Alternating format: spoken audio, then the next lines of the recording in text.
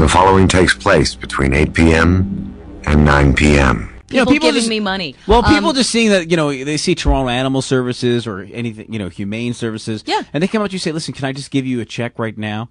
That's one. Or ask you, what can I do to give more information? Will ask. They will ask, when I'm attending a call or if they see me in the vicinity. Sure, they say, what can I do? Can I help? Give them all the resources. I have had people try to stuff money in my pants. I mean... Well, that was your job before working at the city. Sorry, it was a Freudian slip. No, they've actually tried to just, sort of put money in my clothes. Here, take this, give it to the animals. And, sure. And being a person in uniform, I can't really do that. No. But I direct them accordingly. Yeah, picture you in uniform, but that's... that's good. And Campbell's relationship with the university goes back almost 2 decades. Over the years, she has donated more than $1 million to various programs and efforts, especially those related to animal welfare and certain other issues at the University of Guelph. So you know what? This is a good story. $7.5 million left behind, the highest number ever to be donated to the University of Guelph. Good for her. Good for her. That's definitely something that's a good cause. That's like a Bob Barker moment. Bob gives a ton of money. Good friend of mine. We talk all the time on Twitter. Bob Barker Twitters me all night. He does. He Twitters me. That sounds like a bad movie, but you don't Twitter? Yeah, I know of it. I'm not a tweeter. I'm not Twitter. a twit. I'm not a twit. You're not a twit. I'm not a twit. I Twitter. You know what? DeBobs, Deborah's cat, Romeo. They have their own Facebook page. And I think what we should do is get a whole Facebook thing, but like pet book. There is dog book. Really? Yeah, they're way ahead of you, kiddo. Damn it.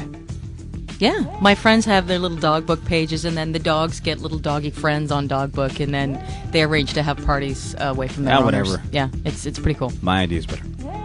Now here's a story that's true and new to Toronto. 1 day ago, we were just talking about this beforehand. Man finds 10 live kittens in plastic bag on Toronto sidewalks, and unfortunately, we've already heard that just one of them just passed away recently. 10 kittens have been found abandoned in a plastic bag on a street in Toronto. Yeah, it's kind of. It was about 5 minutes near a shelter, and luckily someone found the bag.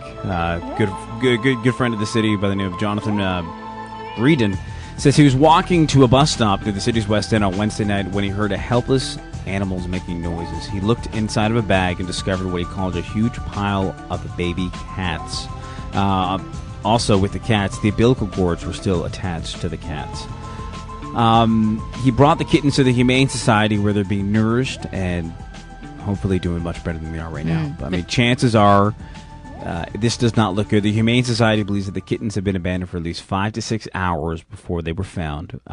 They may be a little bit fluffing those numbers. It's not the first time in the Humane Society's encountered these cases.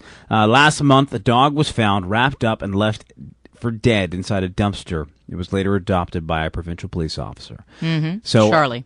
Yes. Yep. You mentioned him on the show, actually. Yeah. And, these things happen all the time. And I'm going to tell you a story. And in Montreal, this is what happened. And this is when I was doing a show called In the Ring. Montreal's number one, in the history of Quebec, the number one sports program, which I was the host and creator of. Thank you. We got in bed with the SPW. We got in bed with the SPCA in Montreal, mm-hmm. and what happened was we came with an Adopt an Animal campaign, and Pierre Bonatti at the time, who no longer is with the organization. Who I know. You know Pierre? I worked for him. He's no longer at the because of a lot of issues that happened. A few, just a few, a couple. Anyway, so Pierre brought me down, and actually it's because of Pierre that I got Romeo, my Labrador, who's 9 years of age, beautiful dog. And Pierre said, he says, Aaron, I want to show you something. And I said, what? He's like, this is going to be in the papers tomorrow. I said, okay, tell me. So he brought me downstairs and he showed me a 4-week-old Rottweiler. And I said, what's wrong with the neck? He said, someone took the dog and went ear to ear, slit its throat, threw the dog in a dumpster. And I said, you got to be kidding me. I was looking at this dog. And the dog at this point was making a recovery. It looked really healthy. It's like it took 11 hours of surgery to save the dog's life. And by some miracle, what happened was someone saw the person throw it in. And they called the police right away. And there was actually a cop car. And then there was an animal service rescue vehicle minutes away. And this all happened at that one moment in time. And the sickness of somebody taking a puppy, taking a knife, ear to ear, slitting its throat. Sick people live this world. Now, luckily for that animal, he was okay. They had over 60,000 letters of requests to adopt the dog. Wow. The day after that it became in the newspaper.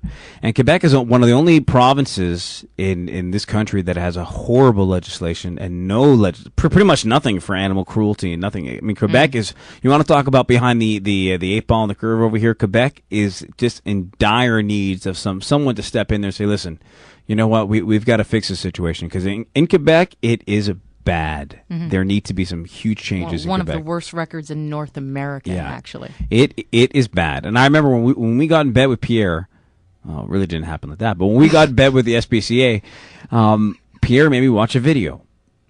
And he said... It's beginning to sound worse and worse, I know, actually. it is. Well, you'll lose your job, don't worry. Okay, good.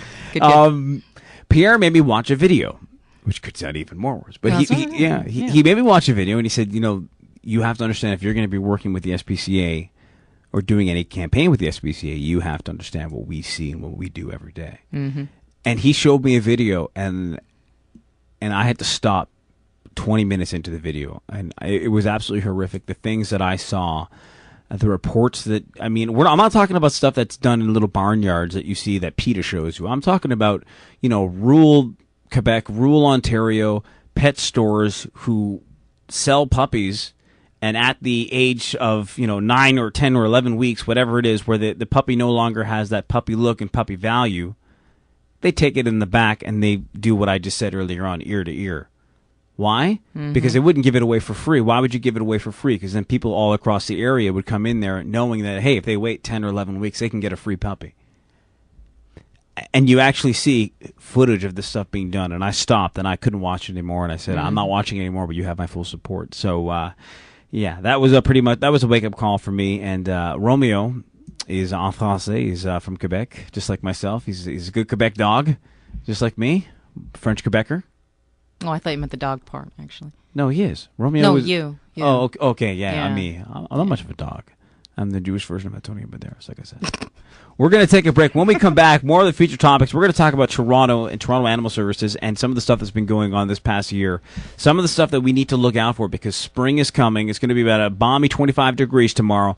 What can we see? Some of the dangers that lurk outside right now because everything is thawing out. We don't have any more snow. Dogs are going to be seeing things and smelling things. And same thing with cats that are going to be seeing and smelling things that haven't been out. And they've been underneath stuff for about 6 months now. Mm-hmm. There could be a huge danger out there. We want to talk to people. What do you have to say about this? Do you have any concerns? 416-785-0680. Show is brought to you by Hills Pet Nutrition, makers of Science Diet, Prescription Diet, Pet Food, and ismydogoverweight.ca. Back to you in a couple seconds on Animal House Radio. Top sign that your dog is overweight. Brought to you in part by ismydogoverweight.ca. Once again, ismydogoverweight.ca.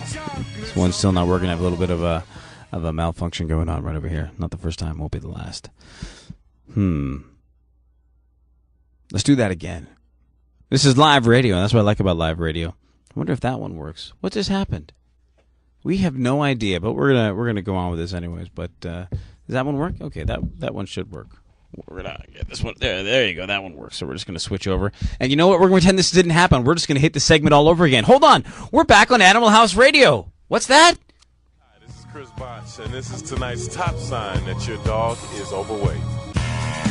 Tonight's sign that you're top. Tonight's sign. It's well done. I tried. Oh, goodness. Tonight's top sign that your dog is overweight is brought to you in part by ismydogoverweight.ca. And tonight's top sign is your dog's nickname is Marlon Brando. There you go.